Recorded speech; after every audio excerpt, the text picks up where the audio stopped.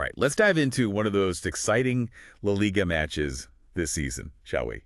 Atletico Madrid taking down Barcelona 2-1. Yeah. It had everything you could ask for, a last-minute goal, Yeah.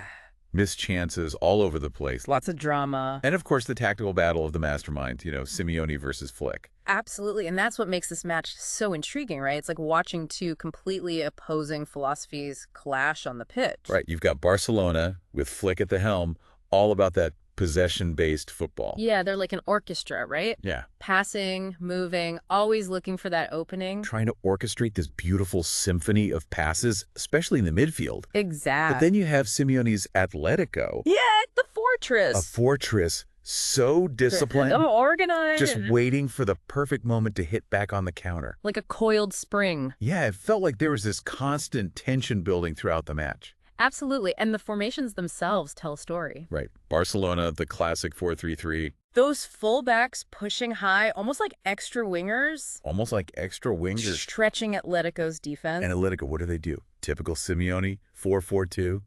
Solid, compact. Frustrating Barcelona's every move. Ooh, it was so frustrating to watch if you're a Barcelona fan. So frustrating. Yeah, but that's Simeone's brilliance, right? Exactly. He knows how to set up his team to frustrate the opposition. And then, boom, Pedri scores that beautiful goal for Barcelona. Oh, that was a class finish. A quick one, too, with Xavi. Right through the heart of the defense. And he just slots it past Oblak. Like it was nothing.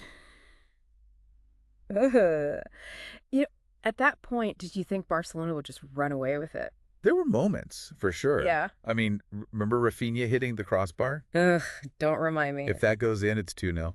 Completely different game. Completely different game. That's what I love about football, though. The drama. The drama, those little moments. Those fine margins. Where it could go either way. It's a game of inches sometimes. Yeah. It's a game of inches, yeah. But you got to give credit to Atletico's defense, too. Oh, absolutely. They were immense. They held their shape. Limited Barcelona's clear-cut chances. Yeah, and when Barcelona did break through, who was there? Jan Oblak. Jan Oblak, what a performance. World class. He was denying Lewandowski from point-blank range. It was like he knew where the ball was going before it was even kicked. It was incredible, and then what happens? DePaul scores that equalizer. Out of nowhere. A little bit of a defensive lapse from Barcelona, and boom, he capitalizes. You could feel the momentum shifting at that point. Oh, absolutely. It injected this new energy into Atletico. Barcelona started to get a little hesitant. And then, can you believe this? Lewandowski misses that sitter. Oh, I know. How does a player of his caliber miss from there? It's a mystery. And it's not just him. It seems like Barcelona have been struggling to convert chances all season. It's becoming a bit of a pattern. Dominating possession, creating opportunities, but that final product is missing. Maybe it's a tactical issue. Or could it be psychological? A lack of confidence. Lack of confidence, yeah. This is what I'm wondering. Interesting point. Is it that they aren't creating high-quality chances, or are they just not taking their chances well? It's a question worth pondering, because against a team like Atletico, you have to be ruthless. You can't waste your opportunities. They don't give you many, so when you get them, you have to take them. And if you don't, they punish you. They punish you. Which leads us to the second half. Where things got even more interesting. Where both managers made some pretty interesting adjustments, I gotta say. Flick, you wanted to shake things up, right? Yeah, he brought on Dani Olmo and Ferran Torres. Fresh legs, fresh ideas. Trying to inject some life back into that Barcelona attack. But Simeone, he did something unexpected. He didn't just sit back. No, he went for the win. He brought on Molina, and this is the big one. Alexander Sorloth. The game changer. Game changer. It felt like Sorloth's presence just shifted everything. He gave them a different dimension. A different dimension. Yeah, they became more direct. He held the ball up, brought others into play. And suddenly, Barcelona were on the back foot. They weren't expecting that.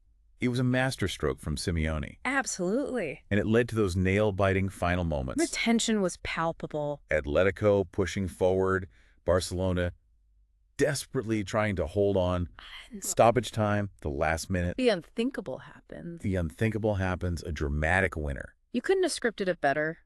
We got to break down that goal because it was textbook Simeone. Textbook Simeone. Molina, who had come on as a sub. Makes a fantastic run down the right. Whips in a perfect cross. Then there's Sorloth. Sorloth rises above everyone. Powerful header.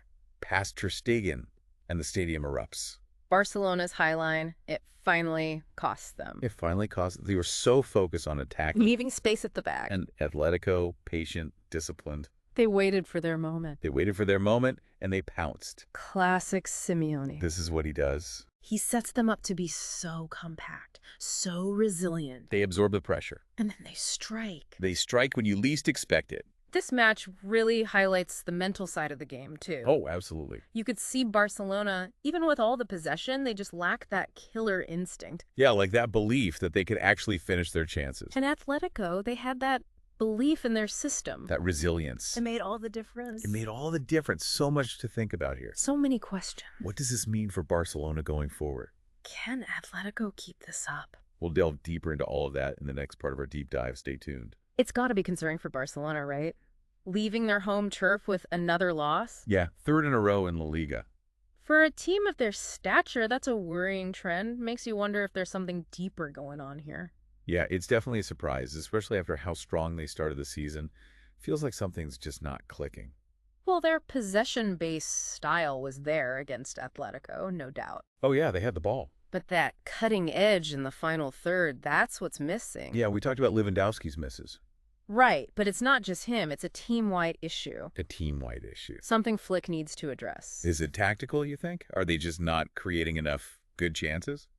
Could be, or maybe it's psychological. A lack of confidence. Yeah, after a few setbacks, Yeah. there's this moment that stands out to me right after Rafinha hits the crossbar. Yeah. You could almost feel this shift in the energy, like a wave of doubt washing over them. Interesting how a single moment can have such an impact. It's like the weight of expectation just started to crush their attacking flair.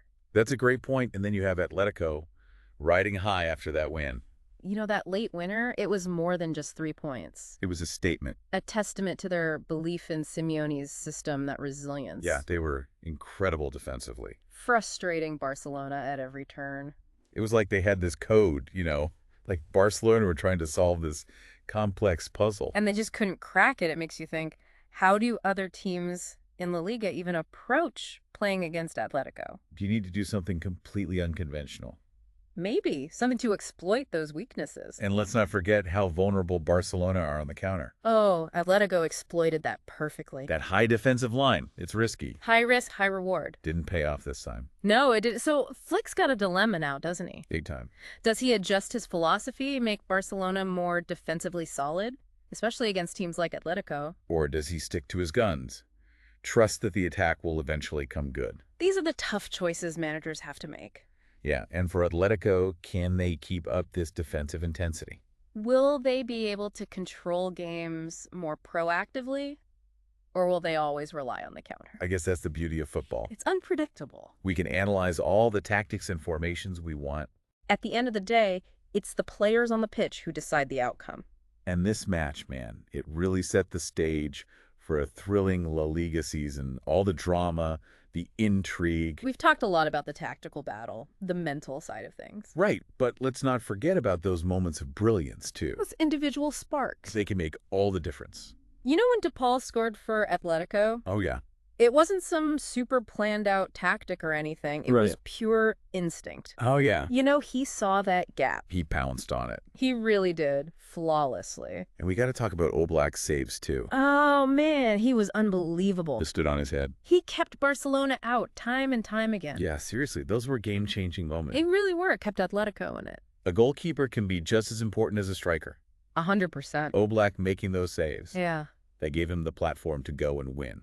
That's the foundation right there. Football's a team sport, sure. Oh, for sure. But sometimes it comes down to those little moments of brilliance. Those bits of magic, yeah. This can be decisive. They really can. That's why we love it, right? That unpredictability. Exactly. Keeps you on the edge of your seat. So I challenge everyone listening. Oh, yeah. Rewatch this match, or any match, really. Okay, I'm listening. And just focus on those individual moments, The sparks of brilliance. Yeah, those are more than just highlights. They change the game. They tell the whole story. It's like you're taking this chess match. Which is already so complex. You got your tactics and formations. And then boom. That human element. That flair, that instinct. The beautiful thing. This deep dive with you has been fascinating. I really enjoyed it. Unpacking this battle between Atletico and Barcelona. Tactical masterclass. Really, if there's one thing I want our listeners to remember, shoot, it's that Football, yeah, it's about formations and tactics, Sure, it's important. but it's really a game of moments. Those moments of brilliance from players. Yeah. Moments of resilience as a team. Yeah. And those moments where you just think, wow, I didn't see that coming. That's the drama. That's what makes this sport so great. It's beautiful. Atletico versus Barcelona. It was a perfect example of that. Wasn't just about who had the ball more or completed more passes. Oh, it was about who took their chances, who had that mental strength to come out on top. Couldn't have said it better myself. So as we wrap things up here, Right. I'm going to leave you with one final thought. Hit me with it.